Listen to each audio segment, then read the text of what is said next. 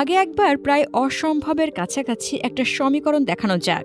ঠিক কোন সমীকরণে বিশ্বকাপ বাছাইয়ে ব্যর্থ হবে আর্জেন্টিনা? কনমেবল অঞ্চলের পরের 5 ম্যাচে যদি আর্জেন্টিনা হারে এবং 15 গোল হজম করে, তবে কেবল বাদ পড়ার সম্ভাবনা থাকবে বর্তমান চ্যাম্পিয়নরা। যার অর্থটা পরিষ্কার, 2026 সালের বিশ্বকাপে এক পা দিয়ে রেখেছে লিওনেল স্কলনির শিষ্যরা।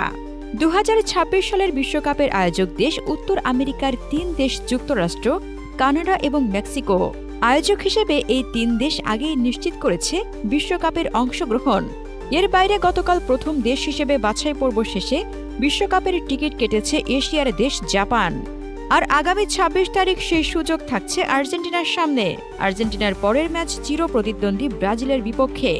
সেই ম্যাচেই নিশ্চিত হয়ে যেতে পারে আর্জেন্টিনার পরবর্তী বিশ্বকাপের টিকিট। ঘরের মাঠে ভিনিসিয়াস রাফিনিয়াদের বিপক্ষে 1 পয়েন্ট পেলেই চলতি মাসে নিশ্চিত হয়ে যাবে তাদের টিকিট।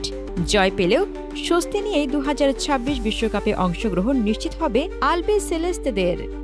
কনমেবল অঞ্চলের বাছাই পর্বের পয়েন্ট টেবিলে এই মুহূর্তে 3-এ থাকা ব্রাজিলের জন্য অবশ্য বিশ্বকাপের পথ এখনও কিছুটা বাকি।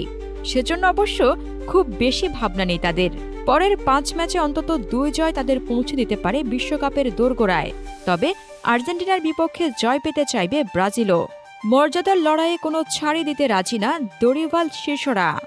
যদিও বিগ ম্যাচের আগে চোট এবং হলুদ কার্ডজনিত নিষেধাজ্ঞা দুশ্চিন্তায় ফেলেছে কোচ দরিভাল জুনিয়র ও লিওনেল স্কলনিকে। আসন্ন ম্যাচের আগে 4 তারকাকে হারিয়েছে সেলেসাওরা। আর আলবি সেলেস্তেদের একজন অনুপস্থিতি নিশ্চিত করেছেন আজকের ম্যাচে লাল কার্ড দেখে।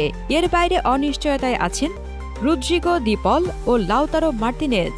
কলম্বিয়া ম্যাচের মাত্র 28 মিনিটে চোটের জন্য মাঠ ছেড়েছিলেন ব্রাজিলের মিডফিল্ডার গার্সন। 71 মিনিটে মাথায় আঘাত পেয়ে উঠে যান গোলরক্ষক অ্যালিসন বেকার।